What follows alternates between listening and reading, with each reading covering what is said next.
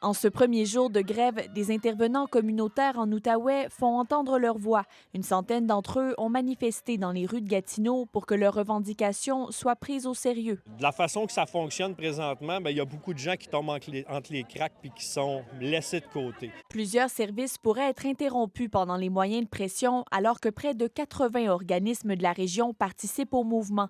Ceux-ci réclament davantage de financement, mais surtout les ressources nécessaires pour accomplir leur mission.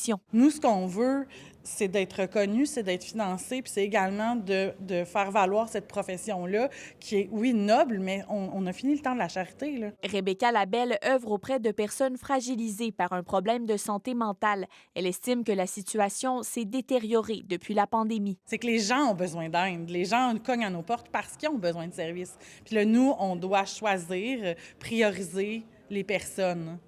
C'est ce qu'on veut pas faire. Nous, on veut pouvoir aider tout le monde. Même si Québec a annoncé dans son budget plus de 700 millions de dollars pour le milieu communautaire, les conditions de travail restent précaires, selon Yves Séguin. Juste en Outaouais, ici, il manque 57 millions au niveau du financement pour les organismes communautaires autonomes. En ce moment, on a de l'attente pour notre équipe mobile en itinérance. On n'a jamais eu besoin d'avoir de l'attente. Ce à quoi répond le gouvernement. On est allé chercher, dans le contexte économique qu'on connaît, beaucoup d'argent supplémentaire pour le milieu communautaire. Puis moi, je suis toujours à l'écoute.